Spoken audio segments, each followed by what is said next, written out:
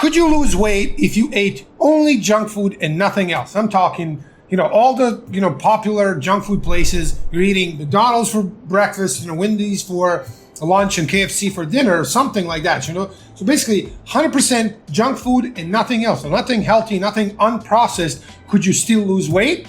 In this video, you're gonna find out the truth, and it's probably gonna surprise you. But before we go there, if you haven't already, click the subscribe button below, because on this channel, you're gonna learn how to build a strong, high-performing, high-energy body without cardio, without starvation, and without giving up carbs.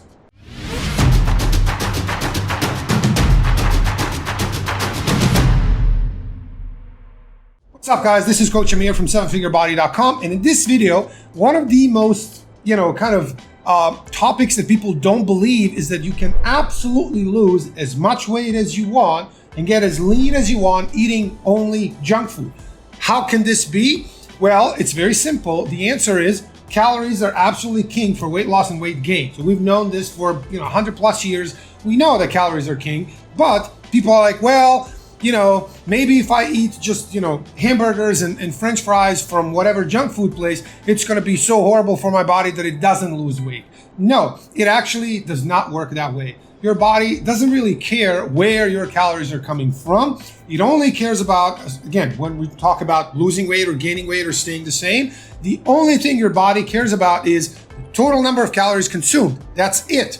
Now, of course, there's going to be hippies and a bunch of whoever people that be like, oh, that's not true, because the calorie is not a calorie is not a calorie. I talked about this many times. When it comes to weight loss, the calorie is a calorie is a calorie. There's no difference between them when it comes to total amounts consumed. Now, of course, this is, first order of effects. If you can actually control the calories regardless of where they're coming from, you will have the result that we expect. Meaning, if you're in a deficit, you're going to be losing weight. If you're in a surplus of calories, you're going to be gaining weight. However, there is the second part of that called the second order effects, which is how these foods make you feel.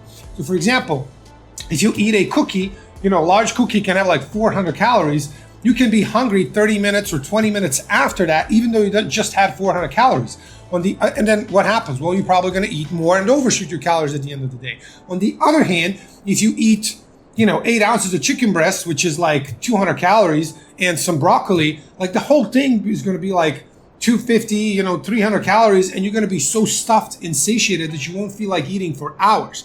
This is that second order effect. And then in that case, you're probably not going to eat much, and you have a high chance of being in a deficit of calories at the end of the day, and you will lose weight. However, that's not what I'm talking about. What I am talking about is if we strictly control the calories in, let's say, 2 diets, and one of them is like all clean, we're just eating, chicken and broccoli and salads and eggs and all the healthy good foods. On the other hand, we're eating only junk food and nothing else, but we control total calories in each case, your weight loss is going to be absolutely identical. Absolutely identical.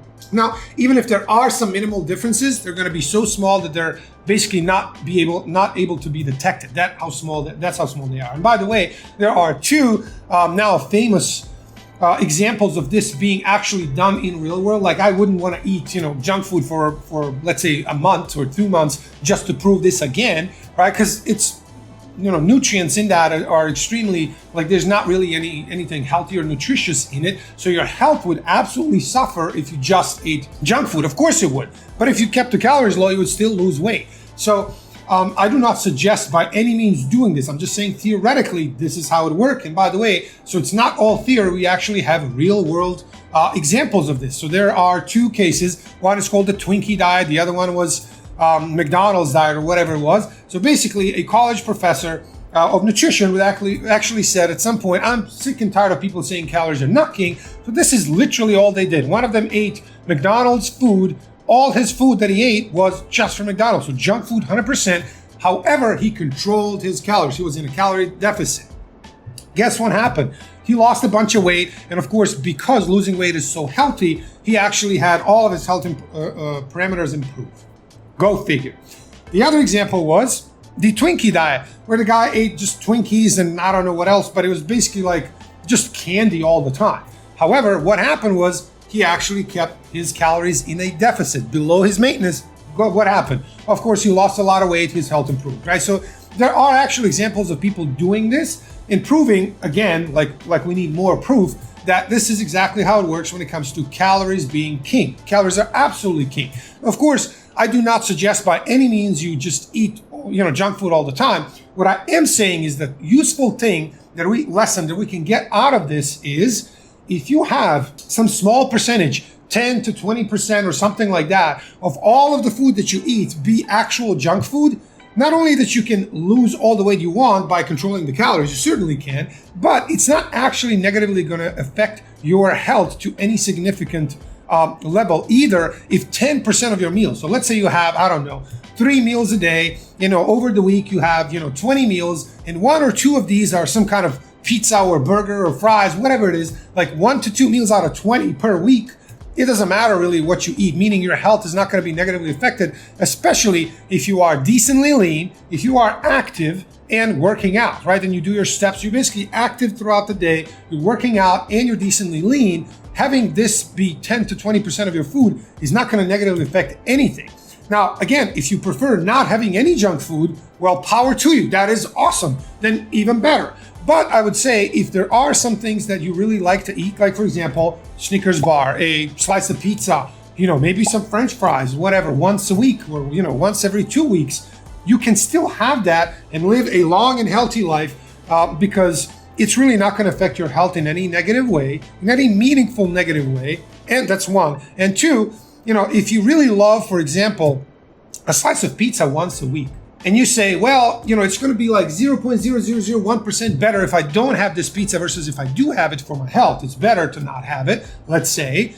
And then, you basically are denying yourself the food that you really like, even if you're active, even if you're burning a lot of calories through cardio or lifting or whatever it is, and you're decently lean, but you say, no, I'm going to not have that. Eventually, you might just, go into that binge eating, episodes where you just can't resist something for that long, and then you're like, yeah, I really want to have it, and then you break down at some point and eat 10 pizzas instead of 1 slice. Now, that can be the case. It doesn't have to. There are people who never eat any junk food, and by all means, I would say power to them. That is freaking amazing. For example, when I was a professional triathlete, for probably 4 to 5 years, I literally did not have any junk food because I wanted to be at the absolute highest possible level of performance that I can be. So I'm like, hey, I look at this body as a Lamborghini or some kind of race car. I don't want to put regular gas in it. I want to put only premium, best possible gas in there, which is food, right? So I really don't want to have any junk food. So I didn't have any junk food. And lo and behold, I was a 3-time national champion, won I don't know how many dozens of races over those years. And again, if I was, that athlete, I would still do the same thing. Now, as a, just like a retired ex-athlete that just wants to be healthy, if I have a pizza once or twice a week, that makes absolutely no difference, meaning I'm going to be healthy and, I am as healthy as one can be given my annual doctor's appointment that I do. Like all my health parameters are in the ideal range, so it doesn't really matter. So guys,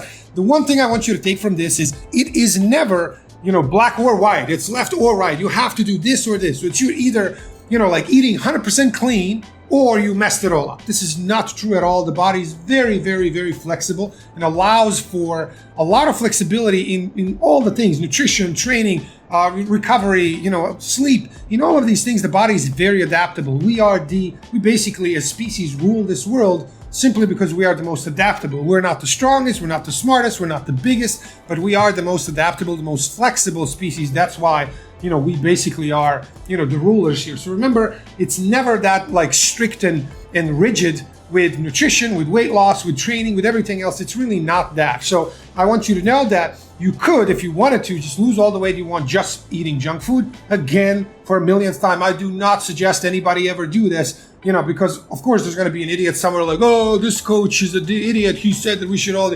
No, that's not what I said. What I said is if you were to do that, you would still lose weight. But I definitely do not suggest you eat only junk food. But if you have a little bit, small percentage of your total, weekly intake of food come from something that you really enjoy eating, but it may not be as, the healthiest thing, it's totally okay. Given 3 things: you are lean enough, you eat, the rest of your food is really good, healthy food. And 3, you are active, meaning you do your steps, and work out regularly, you're gonna be just fine. So guys, hope you learned something. Hope you liked this video. If you did, you're gonna love the free training that I got for you in the video description below. There's a link. I give you a to Z training on how to lose 20 to 50 pounds without starvation cardio or giving up carbs. I've so far transformed 1,200 plus clients in the last 14 years. And in that video, I show you to Z how we do that. Also, when you click there and put your name and email and phone number, you're gonna get the free training, and I'm gonna give you a digital version of this book as well as a free gift too. So also, if you like this video, please click the like button and subscribe button. And thank you for watching. See you guys next time. Cheers.